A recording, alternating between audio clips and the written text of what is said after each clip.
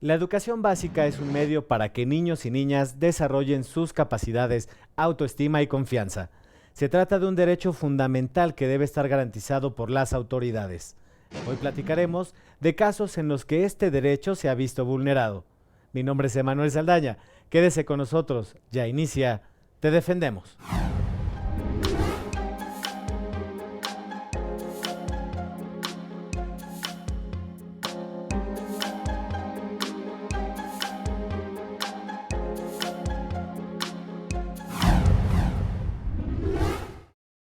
Hoy nos acompaña en el estudio la licenciada Patricia Santos Mora, asesora jurídica federal.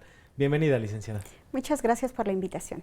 Pues para empezar a abordar este tema del derecho a la educación, sabemos que pues está plasmado en nuestra Constitución, pero también es considerado un derecho humano, ¿no?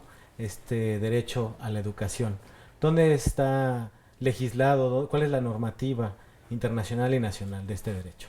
Claro que sí, como bien lo acabas de mencionar, el derecho a la educación es un derecho humano que principalmente le corresponde a los niños, pues son los que están en pleno crecimiento y requieren, ¿verdad?, de este derecho y que además les sea garantizado.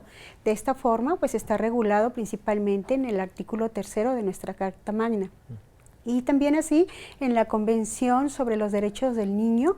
Este es un tratado internacional del cual México es parte y por lo tanto, bueno, está obligado también a cumplir con este tratado y el derecho a la educación se encuentra contemplado en el artículo 28 y 29 principalmente. Ello quiere decir que el Estado mexicano debe de garantizar el derecho a la educación para los menores de edad principalmente. Y bueno, la Ley General de Educación es la que reglamenta este derecho. En la Constitución nos marca los principios básicos que debe de cumplir este derecho y obviamente con los que cuenta y debe de proteger al ciudadano y principalmente al menor de edad y obviamente pues de ahí que también el menor de edad sepa a qué tenga derecho, ¿no? En nuestro país sabemos que uno de los principios es que haya educación gratuita, ¿no? Sobre todo cuando hablamos de educación básica, pero ¿qué entendemos por educación básica? ¿Hasta dónde está obligado el Estado mexicano a garantizar esta educación gratuita? Ok, el artículo 3 de nuestra Carta Magna nos señala qué es lo que es la educación básica. La educación básica está contemplada desde el preescolar, a nivel primaria, nivel secundaria y nivel medio superior, perdón. Hay que contemplar que hace algunos años el nivel preescolar no estaba incluido como obligatorio y en algunas ocasiones se lleva a contemplar que inclusive el medio superior tampoco lo era, pero en realidad el Estado mexicano está obligado a garantizar todos estos niveles de educación, toda vez que son parte de un derecho humano. Licenciada, la quiero invitar a ver el testimonio de una mamá. Este testimonio lo documentamos en Pachuca, Hidalgo. A su hijo se le negó el derecho a la reinscripción en su escuela. Le invito a ver este testimonio y regresamos con nuestra conversación. Claro, gracias. Vamos a verlo.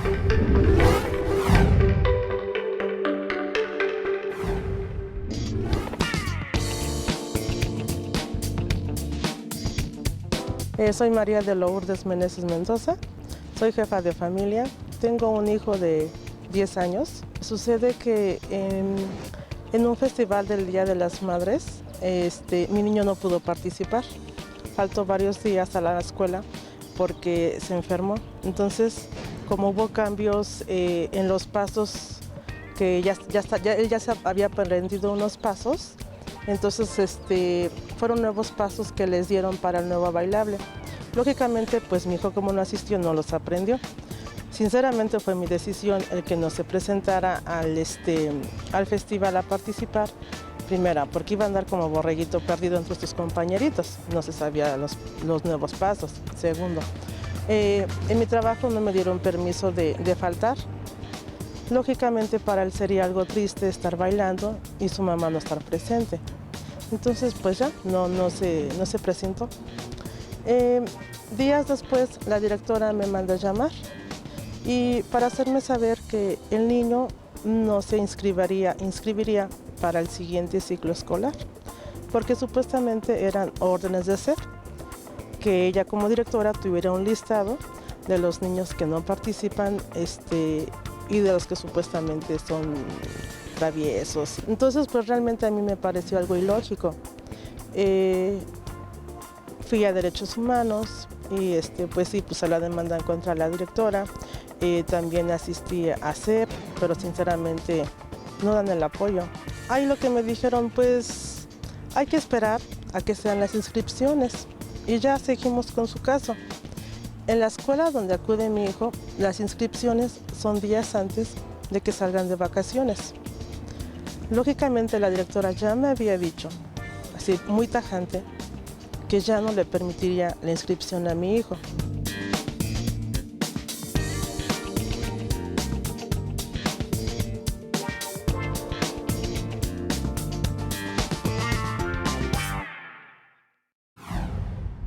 Pues ya veíamos ahí el testimonio de la señora María de Lourdes, ¿no? Que su hijo se le fue negado el acceso a la reinscripción.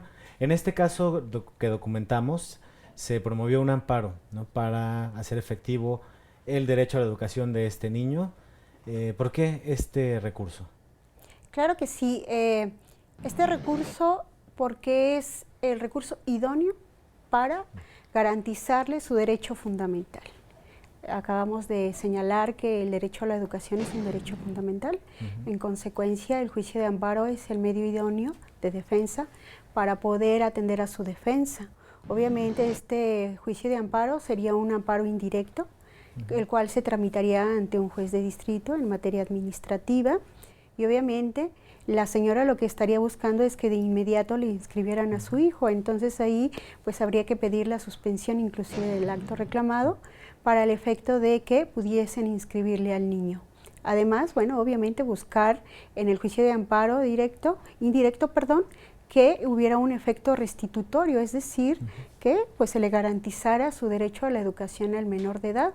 Hay que entender también que de acuerdo al artículo 1 de nuestra Carta Magna, señala que todas las autoridades, inclusive las educativas, están obligadas a garantizar los derechos humanos, pero además atendiendo al interés superior del niño, lo cual implica que hay que garantizar el desarrollo del niño, lo cual implica que si no se le permite una inscripción, inclusive se le va a estar afectando psicológicamente. Entonces, ahí también las autoridades estatales están incumpliendo en esa garantía del niño de ser protegido en cuanto a su estabilidad y su desarrollo. Y esto también nos hace preguntarnos, ¿hay alguna ocasión, algún motivo por la que la autoridad pueda negar este derecho a la educación? Sí, debe de haber varios supuestos. Esto en general se encuentra establecido en la Ley General de Educación, que es, como te había comentado, la que regula el artículo 3 de nuestra Carta Magna. ¿Ello por qué? Porque de acuerdo a las circunstancias del niño debe de proporcionarse la educación. Esto quiere decir que el niño debe de estar apto para cursar ciertos grados escolares o niveles educativos. En consecuencia, por ejemplo, te puedo hablar que hay niños con necesidades especiales de educación. Claro. ¿Por qué? Pues porque pueden tener alguna discapacidad, o algunos niños que presentan un desarrollo tal que los hacen que vayan más adelante de otros compañeros, ¿no? Entonces eso implica que su desarrollo ya requiere que él pase a un nivel mayor al que se encuentra, y obviamente pues no se va a poder ajustar a los requisitos mínimos que nos está estableciendo la Ley General de Educación. Y bueno, ahí habrá una excepción que deberán de contemplar las leyes de educación y obviamente también las autoridades para permitirle al niño que esté cursando el grado y el nivel que le corresponde de acuerdo a su desarrollo. Y ya que menciona estos supuestos de que si el niño padece o vive con alguna discapacidad, la autoridad está también obligada a garantizar el derecho a la educación de estos niños con necesidades muy específicas. Claro que sí, es un derecho humano la educación. Entonces, como tal, las autoridades federales, estatales, municipales, inclusive de la Ciudad de México, a todos los niveles están obligadas a garantizar esta educación, y para lo cual deberán de proporcionar los medios adecuados en infraestructura, inclusive en presupuesto, ¿verdad?, para que estos niños puedan acceder a la educación conforme a sus necesidades especiales. En consecuencia, por ejemplo, en la Ciudad de México hay centros de atención múltiple simple donde preparan a los niños inclusive para incluirlos a un sistema educativo escolarizado. Cuando hablamos de un derecho humano es importante destacar que debe de incluirse al niño, al ser humano, en un desarrollo a nivel de sociedad. Inclusive ello implica que no puede estar aislado, tiene que buscarse siempre la inclusión a la sociedad. Es momento de hacer un primer corte. Al regresar tendremos la opinión de algunos estudiantes sobre su derecho a la educación. Vamos al corte, no le cambie.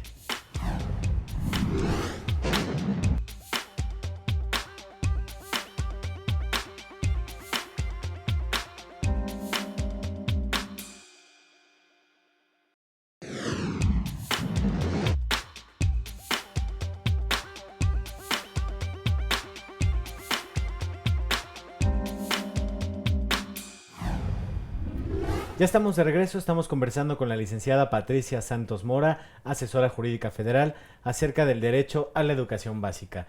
Y antes de continuar, vamos a ver la sección Te Escuchamos. Le preguntamos a algunos estudiantes qué harían si la escuela a la que asisten se viera afectada por un fenómeno natural como un sismo. Vamos a verlo y regresamos.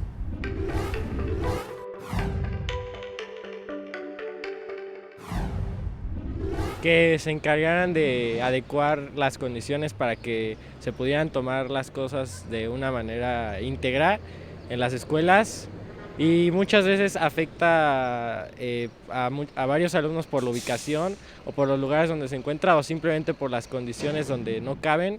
Yo les exigiría que las condiciones en las que nos vayan a mandar sean más o menos similares a las que estamos ahorita. Por ejemplo, que no nos tuviéramos que trasladar 2 horas más, 1 hora más. Y que las condiciones en las que, por ejemplo, ahorita que se acerca el fin de periodo, en el lugar donde se nos hagan las evaluaciones, sea adecuado y sea seguro para todos. Bueno, más que nada creo que es un proceso largo para que una escuela vuelva a hacer lo que era antes, ¿no? Entonces creo que hay que tener paciencia y ser más comprensivos en ese aspecto. Lógicamente sí meter presión, porque pues es mi escuela y es mi estudio, pero ya yendo yo a otra escuela, respetaría a la escuela más que nada y pues trataría de llevar la mejor convivencia posible. Por ejemplo, a los afectados diría que si les podría subir un poco pues el insumo o el incremento de la beca. Yo elegí este plantel porque me quedaba más cerca de mi casa, más apto para pues, mis necesidades. Entonces si tengo que ir a otro plantel sería más gasto de gasolina, de transporte. Sí, yo soy originario de la delegación Álvaro Obregón, pero estudio en Toluca. Si mi plantel se hubiera visto afectado por este sismo, probablemente me hubieran trasladado a un plantel más lejano. Y eso implicaría a lo mejor más tiempo, más desgaste y más gasto económico. En ese caso yo lo que le hubiera solicitado a mi plantel hubiera sido que el gobierno hubiera revisado más la situación de las personas y cuáles son los casos, es lo que les hubiera solicitado. Mi universidad está en Toluca y yo vivo hasta Chimalhuacán, Estado de México. Principalmente me gasto demasiado pasaje, me tengo que levantar 4:30, para yo llegar a las 7 a mis clases. Entonces en este caso yo pediría que si mi escuela hubiera sido afectada, pues que agilizaran más las cosas, que no sé, una semana máximo, para que no perdiéramos tanto exámenes, tanto apuntes, porque eso también se ve muy afectado ante nosotros. Yo lo que consideraría como pedir a las autoridades es que en la medida de lo posible habilitaran de nuevo el plantel para que se pudiera seguir impartiendo las clases de la manera más normal. Pues que revisen, ¿no? Las escuelas, que las revisen al 100% y que vean que pueden aguantar sismos. Y pues a las autoridades le pediría pues mayor vigilancia en la estructura para que en cualquier terremoto pues no afectara tanto y que esté bien cimentado todo. Sí le pediría a las autoridades que hicieran pues rápido las cosas, revisar todo el plantel y volverlo a arreglar para que todo pudiera regresar a la normalidad y así evitar pues estar en esas condiciones menos tiempo. Pues ahí estuvo la opinión de estos jóvenes estudiantes, licenciada. ¿Cuál es su impresión? ¿Qué pasa cuando el derecho a la educación se ve afectado por un fenómeno natural, por ejemplo, un sismo?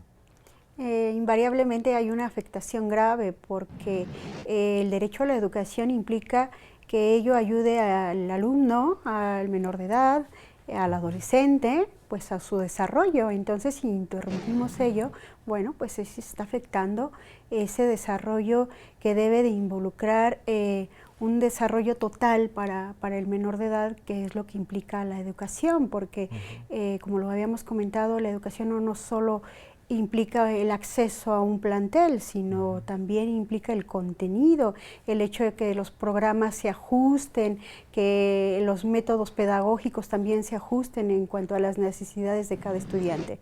Entonces, si estamos hablando que están en una etapa de desarrollo y se interrumpe la formación, pues sí es un poco grave esta circunstancia. De ahí que, bueno, los mismos alumnos estén mencionando que les preocupa, ¿verdad?, que no exista en su caso algún plantel en donde pudiese estar ahí de extra para un caso como un sismo, bueno, que no se puede prever, ¿verdad? También veíamos los estudiantes tenían la inquietud y bueno, expresaron que se desplazan varias horas para llegar al plantel en donde estudian. ¿El Estado de alguna manera estaría obligado a garantizar que el derecho estuviera cerca del domicilio de estos menores de edad? Así es, de hecho ya es un mandato constitucional. El artículo 1, el artículo 3 de nuestra Carta Magna establecen que ese derecho a la educación debe de garantizarse por el Estado y el Estado debe de otorgar toda la infraestructura para que el estudiante no sufra y padezca esta situación de tenerse que trasladar. De ahí que deben de existir planteles cerca de su domicilio de acuerdo al nivel que están cursando para el efecto de que no tengan estas complicaciones. Bueno, entonces esperemos que el Estado mexicano pronto nos ayude con esta situación. Volviendo un poco al instrumento jurídico que hablábamos en el bloque anterior, el amparo, cuando se trata de proteger este derecho a la educación, ¿cuáles son los principales efectos sobre una autoridad? Principalmente hay que obligar a la autoridad a que cumpla con lo que se está determinando en el amparo. En el amparo se busca la restitución de ese derecho. En consecuencia va a haber una orden para las autoridades educativas de que cumplan con lo que se determinó en la ejecutoria de amparo. Si no cumplen, pueden hacerse acreedoras a medios de apremio, como lo son la imposición de multas. Inclusive dentro de la ejecución de una sentencia de amparo existe un incidente que se llama de inejecución y que ello implica que el expediente se va a turnar a un tribunal colegiado. Inclusive no solo eso, puede irse inclusive a la Suprema Corte para que conozca, inclusive se le puede dar vista al Ministerio Público ante una omisión de las autoridades de no dar cumplimiento a la ejecutoria de amparo, porque hay que restituir en el goce del derecho afectado al ser humano y en este caso, bueno, al estudiante. Muy bien, pues es momento de hacer una segunda pausa. Al regresar daremos respuesta a las preguntas del auditorio. Vamos a la pausa, no le cambie.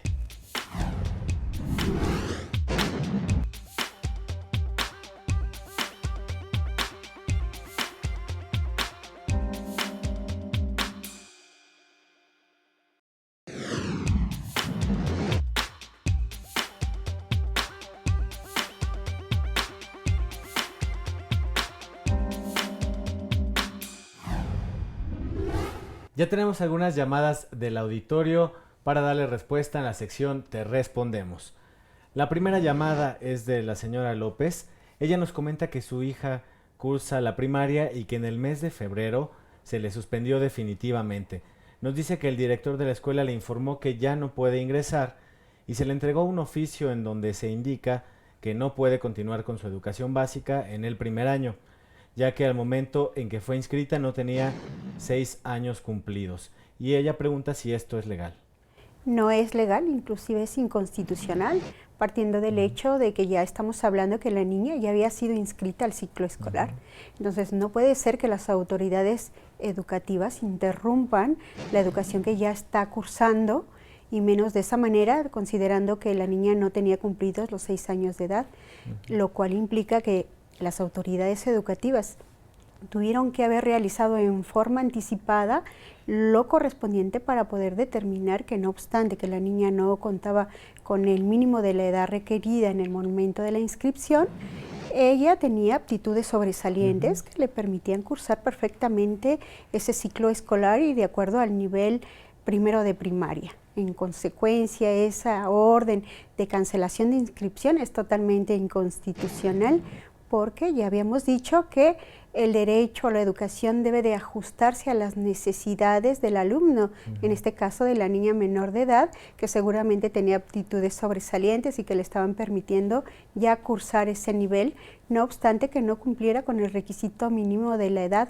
además de que estamos hablando de un periodo mínimo de diferencia, toda vez que los 6 años deben de ser cumplidos al 31 de diciembre, entonces la suspensión fue entre marzo y febrero, parece ser, lo cual quiere decir que no hay una gran diferencia en la edad y que perfectamente psicológicamente la niña ha de haber estado preparada ya para cursar ese ciclo escolar. De ahí que pues las autoridades educativas han actuado erróneamente, inadecuadamente y además violando el derecho fundamental de la menor de edad a la educación.